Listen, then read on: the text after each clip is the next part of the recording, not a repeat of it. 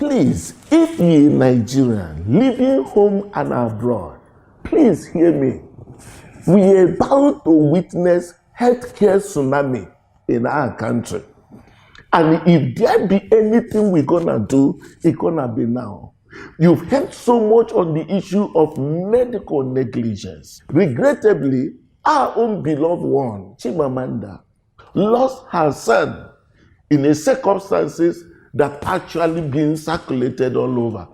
And there happened to be a form of determination to see how we could create a form of wake-up call in our healthcare system. But something prompted me to make this video. Please listen to this. I belong to a number of WhatsApp chats in US and also in Europe. And it apparently seems that our own brothers outside the country are hell-bent to say that we must put up an example to bring up this very hospital down. One say that this hurricane must go down. Let's set it as an example, and they're just propagating it. And here it has started happening. We must close down. We must bring down all the hospitals. Did you know that World Health Organization stated that one doctor should be available for 600 people in every population? Here in Nigeria, we have one doctor to 6,000 because many, by reason of whatever they see Nigeria becoming miserable, hopeless, they jump out of the country. And that's why I asked one of them, if you know how horrible and miserable Nigeria is, can't you join us and say, come on, let's go back and build our nation? Let us be able to contribute something positive to our own nation. Now it's only blowing everywhere. A particular case was published a couple of days ago. This very fellow had urology surgery, for which it was said, no, there was an issue with urethra. Come on, my friend. And you know what? Whatever happened, he sued the hospital right now. Check it out here.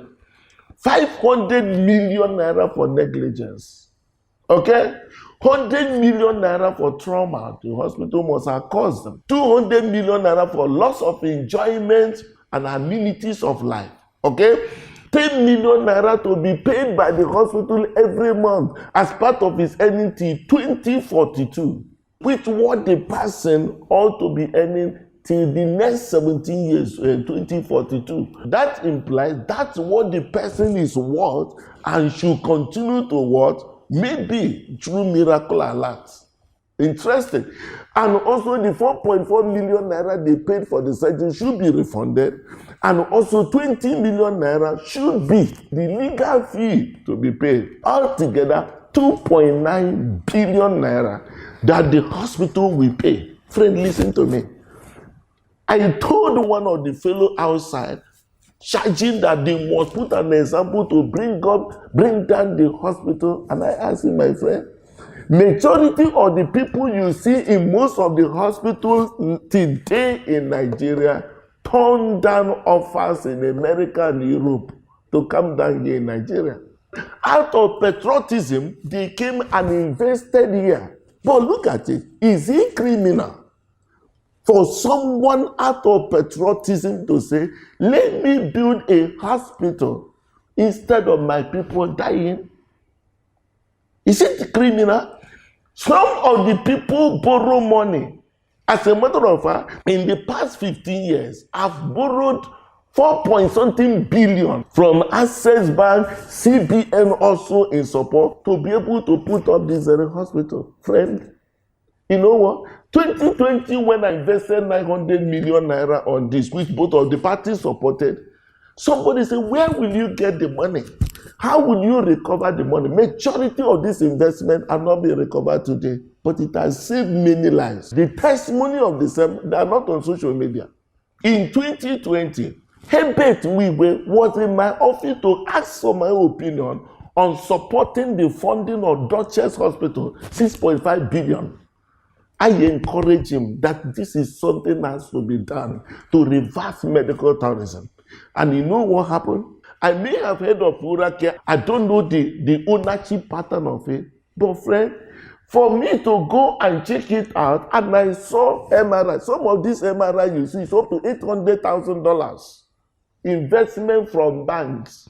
And someone is desperately saying that this hospital must close down, we must bring it down, we must close it. How many of such do we have in the country? Let me tell us terrible implication to this effort we are making right now of bring them down, destroy them and make sure that another. Listen to me. Did you know a law? When you see that lady justice standing this way, but that does not connote justice. No. What that thing implies is preponderance of evidence and balance of probability. That is the reason why sometimes you can bring all your evidence, but a judge by certain discretion may give a judgment contrary. I'll tell you later, I will explain to you much more than you are saying. Look at the issue of our sister's son. We never mentioned on how critical was this very child. A child that needs a central line is not in a very good state. Not at all.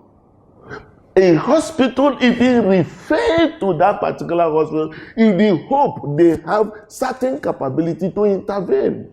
It goes otherwise. It becomes that oxygen was not given. No, I can tell you, if you finish a minor procedure, if the procedure is minor, and there is the oxygen saturation from the parameter is 100, would you give oxygen? No. But unfortunately, a lot of things can go wrong on even a twinkle of eye. Pulmonary embolism can kill the fellow. Cardiac arrest can come with a lot of factors that even a doctor cannot be able to fathom. We can't go like this. If we continue this, you know what we create?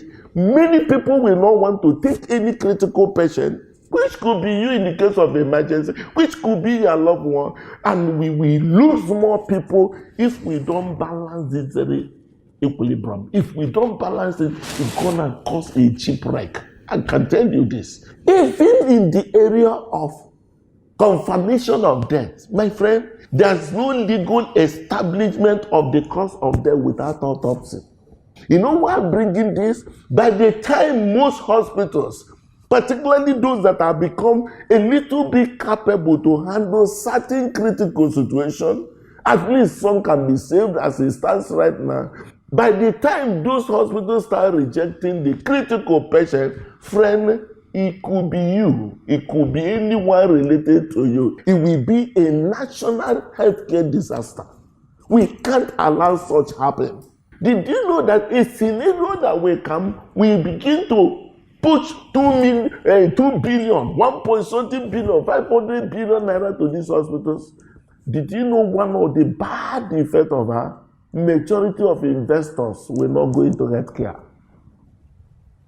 Majority of the investors, even those that are out there desiring to come patriotically to see how better Nigeria could be, you won't see them again. Even banks will see healthcare investments as a high risk and very vulnerable adventure. We will not allow it happen in this country, because that is what determines whether the economy will grow, because without health, everything can be paralyzed. Please, I'm making a very passionate appeal. Let's follow the right order. If you have any displeasure, you have the Ministry of Health to be able to attend to you. You have Nigeria Medical and Dental Council to be there for you. You also have to go to the court, but not on social media. By the time you bring down all these hospitals by whatever, you forget about some great things by reason of the availability have been able to do to us in the country. We will not join those that run out of the country to destroy the little we have been able to achieve, and we keep on improving on them. This is my passionate appeal, and from my heart, I pour this out.